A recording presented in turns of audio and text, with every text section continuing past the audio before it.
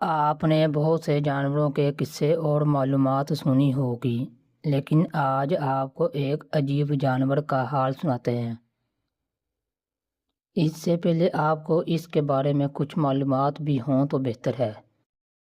تو سنیے، یہ ایک دبلا پتلا جانور ہے۔ یہ چوہوں، سانپوں اور مگرمچھوں کا دشمن ہے۔ مگرمچھ عموماً اپنا منہ کھولے رکھتا ہے اور یہ اس کے منہ میں گھس کر اس کے پیٹ میں پہنچ جاتا ہے اور اس کی آنتیں کاٹ دیتا ہے، پھر باہر نکل آتا ہے۔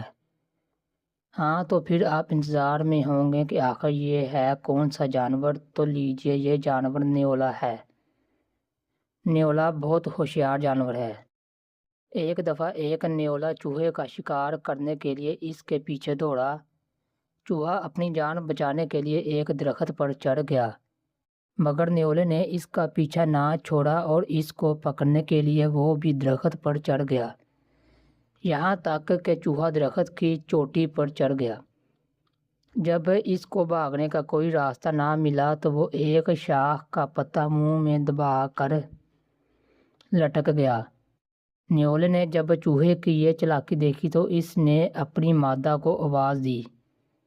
مادہ اس کی آواز سن کر درخت کے نیچے آئی تو نیولے نے اس شاخ کو جس پر چوہا لٹکا ہوا تھا کاٹ دیا۔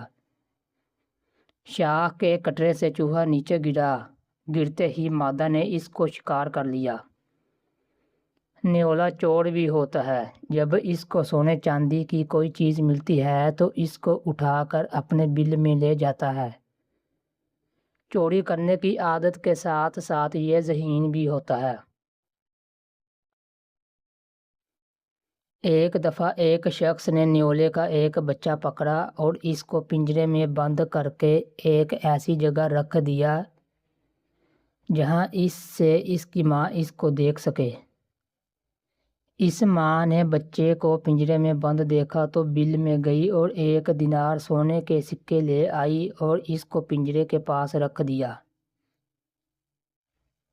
گویا یہ اس بچے کی رہائی کا فدیہ تھا اور رہائی کا انتظار کرنے لگی، مگر اس شخص نے پنجرہ نہیں کھولا۔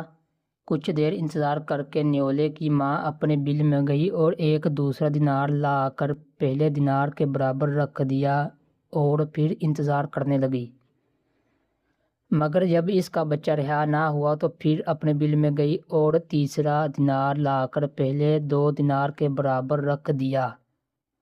غرض اس طرح اس نے 5 دینار لا کر جمع کر دیے، مگر اس پر بھی اس کا بچہ رہا نہ ہوا تو پھر وہ اپنے بل میں گئی اور ایک خالی تھیلی لا کر ان بچوں کے پاس رکھ دی۔ کچھ دیر انتظار کرتی رہی، پھر بھی شکاری نے پنجرہ نہیں کھولا تو دیناروں کی طرف لپکی۔ یہ دیکھ کر شکاری نے تیزی سے جا کر ان پر قبضہ کر لیا اور پنجرہ کھول کر اس بچے کو رہا کر دیا۔